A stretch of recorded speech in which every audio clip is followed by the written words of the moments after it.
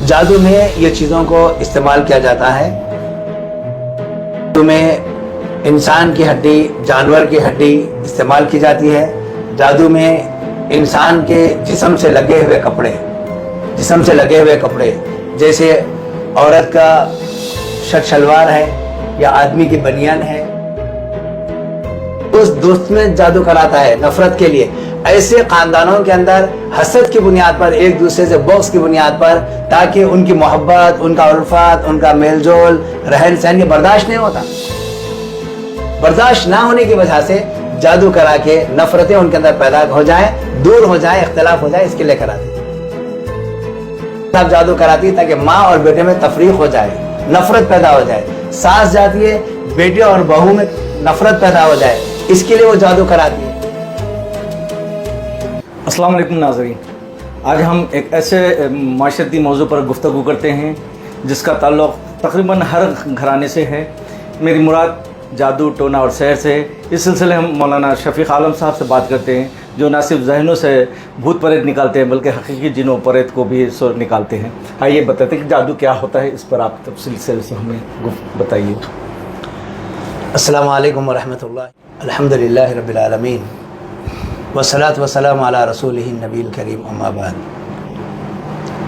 जादू, इसको अरबी में सहर कहते हैं और इसका माना असरअंदाज होना, ये इसका माना आता है। और इसके ज़रिए से जादूगर बहुत सारे लोगों की ज़िंदगियों पर अपने जादू के अमल से असरअंदाज होते हैं और उन्हें जिस्मानी एतबार से नुकसान पहुंचाने की कोशिश करते हैं। ये मुख्तसर सा जादू का माना और मफ़हूम है। ये जादू जो अब फ़िलहाल माशरे में जो बुराइयां पनप रही हैं, उनमें जादू को भी एक इंतहाई खबीस बुराई के तरह देखा जा रहा है। उसके बावजूद कई घराने इस तरह की अमलियात में मुलविस हो रहे हैं। और आम तौर पर एक दौर था कि कोई बाबा रज़ा बंगाली फ़लाँ ये चला करते थे, लेकिन अब ये बुराई हर गली कूचे में नज़र आने लगी है। इसकी वजह क्या है? क्या वजह यह है कि हम गैर मुस्लिमों की बात नहीं करेंगे, जहाँ तक मुसलमानों की बात करेंगे, मुसलमान को अल्लाह तबारक व तआला बेहतरीन दीन से सरफराज फरमाया, जो हर तरह पाकी की तालीम देता है और हर किस्म की खबीस चीज़ों से इस्लाम रोकता है। लेकिन मौजूदा दौर में अगर हम ये देखें, मुसलमान दुनियावी तालीम के पीछे तो बहुत मेहनत मशक्क़त कर रहे हैं, लेकिन दीनी तालीम से काफ़ी दूर होते चले जा रहे हैं। उसकी वजह यह है कि मुसलमान एक तो तालीम से दूर हैं, और दूसरी बात अल्लाह की ज़ात पर वो ईमान नहीं है जो ईमान होना चाहिए था। अल्लाह की ज़ात पर वो भरोसा नहीं है। और एक बुराई जो मुसलमान इस तरफ राग़िब हो रहे हैं, लोगों के अंदर बहुत ज़्यादा है, जबकि अल्लाह के नबी सल्लल्लाहु अलैहि वसल्लम ने फरमाया, यह हसद इंसान के अमाल को ऐसे खा जाता है जैसे आग लकड़ी को खा जाती है। अमाल सालिहा को बर्बाद करने वाला है। और हसद से इंसान ये चाहता है कि सामने वाले को अल्लाह ताला ने जो नेमतें दी हैं वो नेमतें ज़ायल हो जाएं, ख़त्म हो जाएं, और उसके पास जो चीज़ है वो चीज़ मेरे पास हासिल हो जाए। इसके लिए वो उसकी तबाही और बर्बादी के खातिर उस पर जादू करवाने के लिए, उसे तबाह और बर्बाद करने के लिए जादूगरों का रुख करता है।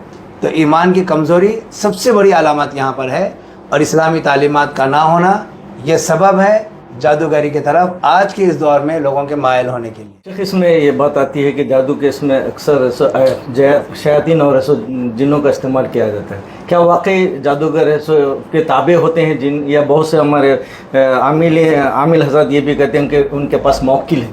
तो इसकी आप सराहत कीजिएगा। देखिए, जादू के अंदर जिन और शयातीन का इस्तेमाल किया जाता है जी। और ये जो मसला है कि फ़लाँ जादूगर के पास मुअक्किल है, या फिर ये कहें कि फ़लाँ आमिल के पास या आलिम के पास या हाफिज़ के पास मुअक्किल है, तो लोग उसको बहुत बड़ा तसव्वुर करते हैं। मुअक्किल क्या है? शैतान को अपने मातहत करना है। और आप शरई नुक्ते नज़र से देखें, اللہ کے نبی جناب محمد رسول اللہ صلی اللہ علیہ وسلم نماز عشاء پڑھا رہے تھے، خنزب نامی شیطان آگ لے کر آپ کے قریب آیا تو آپ پیچھے ہٹ گئے، پھر اس کے بعد آپ آگے بڑھے، پھر پیچھے ہٹے۔ نماز کے بعد صحابہ اکرام نے کہا کہ اے اللہ کے نبی صلی اللہ علیہ وسلم، نماز میں آپ آگے اور پیچھے ہٹ رہے تھے۔ تو اس وقت نبی صلی اللہ علیہ وسلم نے کہا کہ خنزب نامی شیطان میرے پاس آگ لے کر آ گیا، جس کی وجہ سے میں پیچھے ہٹا، اور میں آگے اس لیے بڑھا، میں چاہتا تھا کہ اس کو پکڑ لوں، گرفتار کر لوں، اور میں نے اس کے گلے کو اس زور سے دبایا کہ اس کی زبان کی تری میں نے اپنے ہاتھ پر محسوس کی۔ یہ اللہ کے نبی صلی اللہ علیہ وسلم کا فرمان ہے، اور میں چاہتا تھا کہ اس کو گرفتار کر کے مسجد کے ستون سے باندھ دوں اور کل مدینے کے بچے اس کے ساتھ تماشا، ہنسی مذاق کر سکے، لیکن میرے بھائی سلیمان علیہ السلام کی دعا مجھے یاد آ گئی، اس لیے میں نے اس کو گرفتار نہیں کیا۔ نبی صلی اللہ علیہ وسلم نے کسی جن اور شیطان کو گرفتار نہیں کیا، اپنے ماتحت نہیں رکھا، حالانکہ نبی صلی اللہ علیہ وسلم بڑے بڑے مسائل سے دوچار ہوئے، لیکن آپ صلی اللہ علیہ وسلم نے کسی جن اور شیطان کو اپنے قبضے میں نہیں رکھا۔ اب رہا مسئلہ جو یہ کہتے ہیں کہ موکل ہمارے ماتحت ہے، تو یہ جو موکل ہے دراصل یہ شیطان ہے، شیطان ہے، اور اس کو اپنے قبضے میں رکھنے کے لیے جب آپ اس کی تحقیقات کریں گے کہ کیسے شیطان انسان کے قبضے میں آتا ہے، تو وہاں پر آپ کو بڑا تعجب ہوگا کہ سب سے پہلے جو بھی آپ اس کے کپڑوں کو نہیں دیکھیں گے، اس کی داڑھی، اس کی ٹوپی کو نہیں دیکھیں گے، اس کے عمل کی طرف دیکھیں کہ وہ کیا عمل کر رہا ہے۔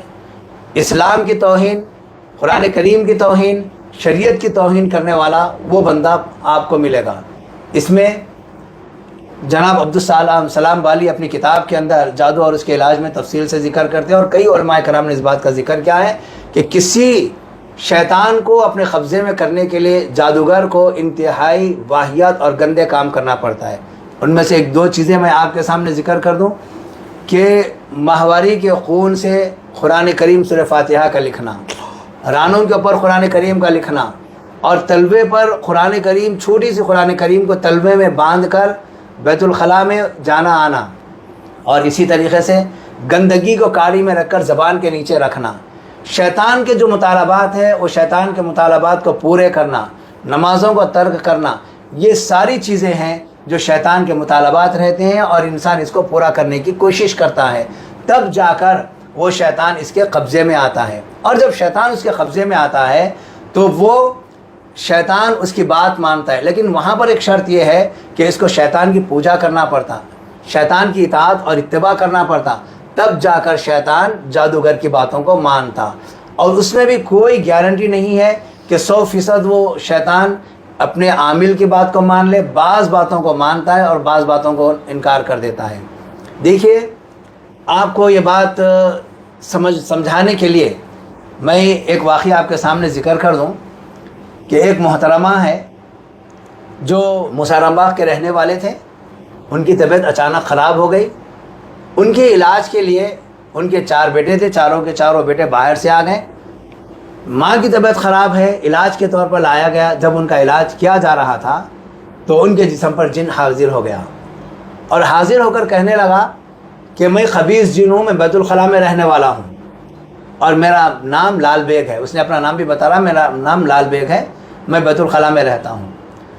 یہ عورت رات میں میرے قریب آ جاتی، یعنی بیت الخلاء کے اندر اپنے تخت کو کھینچ کر اندر لے جاتی، اور اس پر بیٹھ کر سورہ یاسین پڑھ رہی تھی تاکہ وہ مجھے اپنی گرفت میں لے لے، لیکن میں اس کے گرفت میں جانے سے پہلے میں اس کو اپنی گرفت میں لے لیا، میں اس کے اوپر حاضر ہو گیا، اور میں بیت الخلاء میں رہنے والا ہوں۔ جب یہ بات ان کے گھر والوں سے پوچھی گئی تو انہوں نے کہا کہ روزانہ رات میں 12 بجے کے بعد تخت کی آواز ہم کو محسوس ہوتی، دروازہ بند رہتا، ہم نہیں دیکھ سکتے، اس لیے ہم نہیں کہہ سکتے۔ لیکن وہ محترمہ بعد میں صحت یاب ہونے کے بعد کہے کہ ہاں، میں اپنے بچوں کو اپنے فیور میں رکھنے کے لیے، ایک جن کو اپنی تائید میں لینے کے لیے کام یہ بات بالکل صحیح ہے، انہوں نے بھی اس بات کا اقرار کیا۔ تو ایسی گندی چیزیں اختیار کرنے کے بعد جب وہ شیطان ان کے قریب آتا ہے اور وہ موکل بن کر ان کا کام انجام دیتا ہے۔ تو اس طرح کے یہ جو چیزیں ہیں، یہ اب جس طرح آپ نے خاتون کا ذکر کیا، یہ لوگ یہ سیکھتے کہاں سے ہیں؟ اور کون انہیں یہ بتاتا ہے کہ اس عمل سے یہ چیز ممکن ہو سکتی ہے؟ بازار میں جادو اور عملیات سے متعلق کتابیں دستیاب ہیں، اور ایسے بہت سارے عامل موجود ہیں جو یہ کام انجام دیتے ہیں، اور بعض وقت مسلمان ان چیزوں کو سیکھنے کے لیے اپنے ایمان کو فروخت کر دیتا ہے، غیر مسلموں کے پاس یا پجاریوں کے پاس بھی چلا جاتا ہے اور ان کے پاس بھی جا کر یہ علم حاصل کرنے لگتا ہے۔ تو دیکھیے عام طور پہ جو شہر میں بھی اب دیکھا جا رہا ہے کہ کہیں حالیہ دنوں میں ایک ویڈیو آئی تھی کہ قبرستان میں کہیں کچھ باندھنے کی کوشش ہو رہی تھی، کہیں کچھ پھینکنے کی، تالابوں کے پاس کچھ لوگ جمع ہو رہے ہیں، کچھ انڈے بھلاوے، کالی ڈوری، یہ چیزوں کا جادو سے کیا تعلق؟ جادو میں یہ چیزوں کو استعمال کیا جاتا ہے۔ جادو میں انسان کی ہڈی، جانور کی ہڈی استعمال کی جاتی ہے۔ جادو میں انسان کے جسم سے لگے ہوئے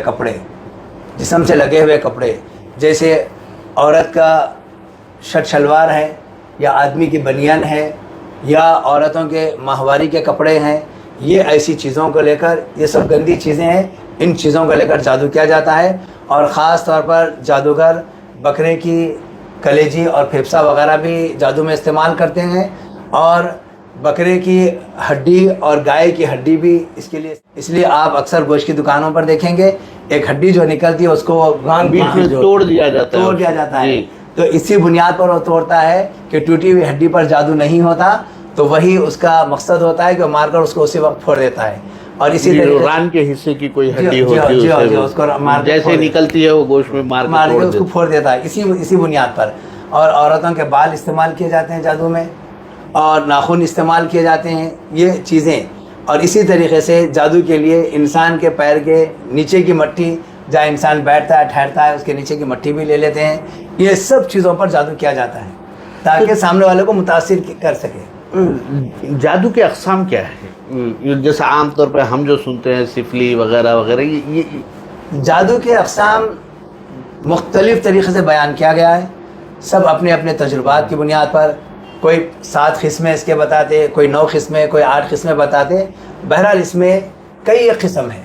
ایک قسم جو لوگوں میں محبت پیدا کرنے کے لیے، ان کا مقصد ہوتا ہے کہ لوگوں میں محبت پیدا ہو جائے، جیسے شوہر اور بیوی میں محبت پیدا کرنے کے لیے بھی جادو کیا جاتا ہے۔ محبت پیدا کرنے کے لیے جادو کیا جاتا، عاشقی میں بھی استعمال ہوتا ہے۔ ہاں، عاشقی میں بھی، عاشقی کے لیے، یقیناً عاشقی کے لیے بھی، عاشقی کے لیے، شوہر اور بیوی میں محبت کے لیے۔ ایک لڑکا لڑکی کو چاہتا ہے، لڑکی لڑکے کو چاہتی ہے، تو ادھر سے یہ کوشش کرتا ہے، ادھر سے وہ کوشش کرتی ہے کہ ہمارے اندر محبت پیدا ہو جائے، اس کے لیے بھی جادو کرایا جاتا ہے۔ ماں باپ بھی، اولاد ہم سے دور نہیں ہونا، بیوی کے باتوں میں نہیں آنا، اس کے لیے ماں باپ بھی اپنے بیٹوں پر جادو کراتے ہیں تاکہ وہ ہمارا مطیع و فرما بردار بن کر رہے۔ ایسے بہت سارے طریقے ہیں جہاں پر محبت کے لیے جادو کیا جاتا ہے۔ ایک قسم یہ ہوگی۔ دوسرا ہے نفرت کے لیے جادو۔ نفرت کے لیے بہو جاتی ساس کے خلاف جادو کراتی تاکہ ماں اور بیٹے میں تفریق ہو جائے، نفرت پیدا ہو جائے۔ ساس جاتی ہے بیٹے اور بہو میں نفرت پیدا ہو جائے، اس کے لیے وہ جادو کراتی ہے۔ دوست میں جادو کراتا ہے نفرت کے لیے۔ ایسے خاندانوں کے اندر حسد کی بنیاد پر، ایک دوسرے سے بغض کی بنیاد پر، تاکہ ان کی محبت، ان کا الفت، ان کا میل جول، رہن سہن یہ برداشت نہیں ہوتا، برداشت نہ ہونے کی وجہ سے جادو کرا کے نفرتیں ان کے اندر پیدا ہو جائیں، دور ہو جائیں، اختلاف ہو جائے، اس کے لیے کراتے۔ اور ایک سحر الامراض، یہ جتنے جادو کے اقسام ہیں یہ سب حسد کی بنیاد پر ہیں۔ حسد برداشت نہیں ہو سکتا۔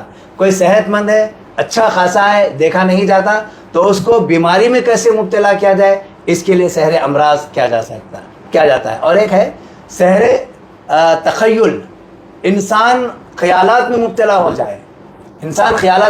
جائے، اور نبی صلی اللہ علیہ وسلم پر جو جادو کرایا گیا تھا وہ سحر تخیل ہی تھا کہ آپ کوئی کام کرتے، پھر اس کے بعد آپ کو خیال پیدا ہوتا میں نے کام کیا یا نہیں کیا۔ جیسے بیان کیا گیا حدیث میں، نبی صلی اللہ علیہ وسلم کسی بیوی کے پاس جاتے، آپ کو خیال پیدا ہوتا کہ میں گیا یا نہیں گیا، بس آپ کی نبوت پر اس کا کوئی اثر نہیں ہوا، آپ کی دنیاوی زندگی پر اس کا اثر ہوا تھا، دنیاوی زندگی پر۔ اور یہ بھی اللہ تبارک و تعالیٰ آپ کو آزمانا چاہ رہا تھا، یا امت کو پیغام دینا چاہ رہا تھا کہ جادو ہے اور یہ جادو کا اثر ہو سکتا۔ اور یہ بھی بات جان لیں کہ یہ سحر تخیل بہت زیادہ لوگوں کے اندر ہوتا ہے، اور لوگ یہ سمجھتے ہیں کہ دماغی مرض ہے, اسی میں لوگ مبتلا رہتے ہیں اور یہ مرض ادھر بڑھتے رہتا ہے. اسی لیے جہاں کسی کو بھی ایسا محسوس ہو جائے اس کو دعا بھی پڑھوا لینا چاہیے اور دوا بھی کروا لینا چاہیے تاکہ اس سے محفوظ رہے. ایک جادو ہے وشواس, یعنی وسوسے ڈالنے والا جادو. وسوسے, انسان کو بہت زیادہ وسوسے آتے ہیں, وہ وسوسوں میں مبتلا ہو جاتا ہے, ہر چیز میں وسوسے میں رہتا ہوں, اور بعض شک اور شبہ میں مبتلا رہتے ہیں, اور بعض جادو کے ذریعے سے انسان کو صرف کثرت سے خواب آنا شروع ہو جاتے ہیں, وہ خوابوں میں مبتلا ہو جاتا ہے اور پریشان ہونے لگتا ہے. ان ساری قسموں کے اندر انسان کسی نہ کسی طریقے سے مصیبت میں یا مشکلات میں یا پریشانی میں مبتلا رہتا ہے. اس سے یہ بتائیے کہ جادو کا اگر کسی پر ہوتا ہے تو ہم اس کو پہچانیں کیسے کہ اس کے اوپر جادو ہوا ہے؟ جی, ایک تو یہ ہے کہ اس کی کیفیت سننے کے بعد اندازہ ہو جاتا ہے کہ اس کے اندر جادو کی علامتیں پائی جا رہی ہیں. لیکن کسی انسان کو دیکھے بغیر یہ کہہ دینا اس کے اوپر جادو ہوا, یہ ناممکنات میں سے. جی, اگر کوئی یہ بات کہتا ہے کہ فلاں پر جادو ہو گیا, ہم بالکل یقین نہیں کر سکتے. مثال کے طور پر کوئی بندہ ہمارے سے ملاقات کے لیے آیا, ہم دیکھ کر کہہ رہے ہیں کہ اس کے اوپر جادو ہو گیا, ایسی صورت میں جان لے کہ یہ بندہ جھوٹ بول رہا ہے. جب تک قرآن کی تلاوت نہیں کی جائے گی اس وقت تک معلوم نہیں ہو سکتا کہ اس بندے کے اوپر کوئی اثر ہے یا اثر نہیں ہے. کئی مرتبہ ایسا ہوتا کہ علاج کرانے کے لیے دوسروں کو لے کر آتے اور خود کے اوپر اثر نکل جاتا. ابھی میرے پاس وقارآباد سے ایک محترمہ اپنی نواسی کو بخار کی شدت کی وجہ سے لے کر آئے. جب دونوں کو بٹھا کر پڑھا جا رہا تھا, وہ نواسی کے ساتھ بیٹھے ہوئے تھے, تو نانی کے اوپر اثر تھا, فوراً ظاہر ہو گیا اور بولا میں کئی سالوں سے ہوں, معلوم ہی نہیں ہوا, اور وہ علاج کے لیے آئے کسی اور کو. اکثر بیشتر ایسے جب یہ رقیہ کرتے ہیں تو کیسے کیسے علامتیں, یعنی کہ وہ اس کے جسم پر ایسو شیطان آ کر ایسو بولنے لگتا ہے, یا اس کی کیفیت کیسی ہوتی ہے؟ اس میں دیکھیے کسی کے اوپر بھی جن و شیاطین ہے اگر یہ معلوم کرنا ہے, جی, صرف تین ہی چیزیں ہیں. جی, تین ہی چیزیں ہیں.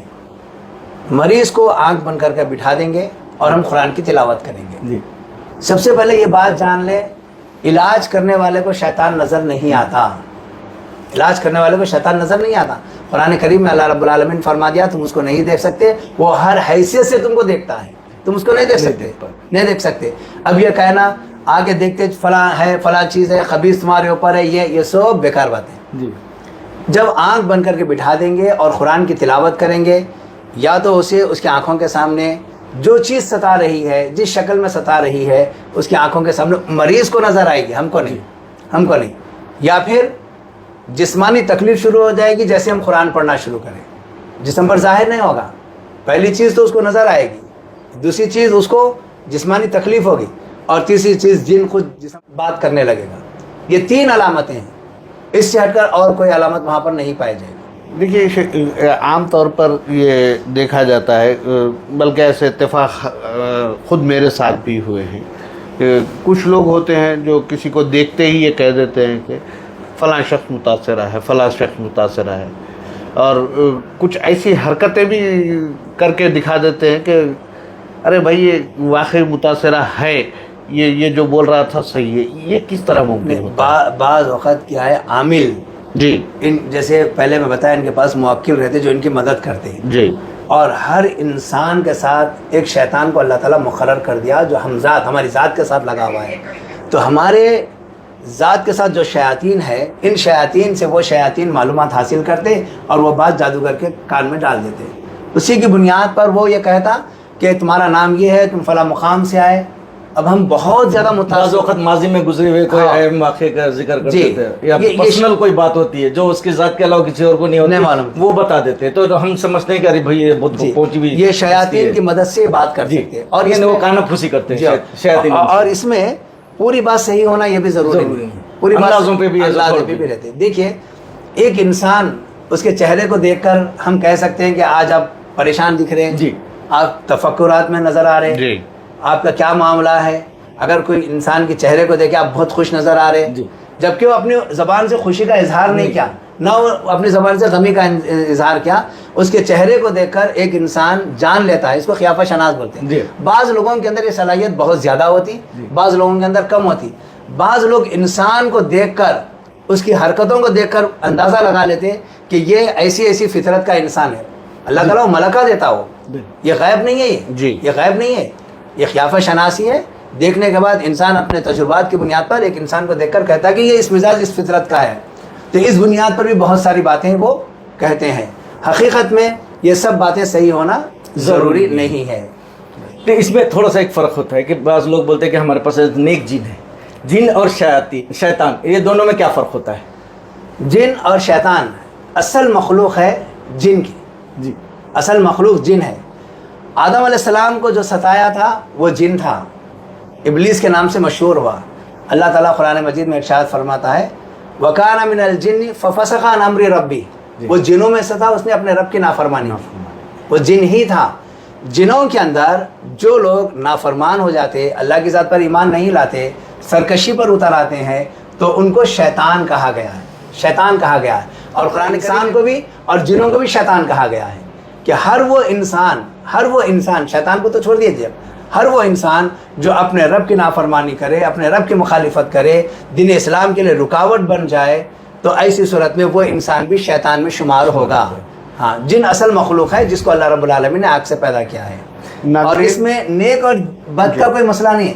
نیک جن جو رہیں گے وہ مومن رہیں گے، متقی رہیں گے، پرہیزگار رہیں گے، اور وہ تو ایسی کوئی حرکت ہی نہیں کریں گے، کوئی ایسی حرکت نہیں کریں گے. ناظرین، یہ جادو سحر ٹونا کے سلسلے میں پہلی قسط تھی. اگلی قسط ہم آپ کو آئندہ ہفتے پیش کریں گے.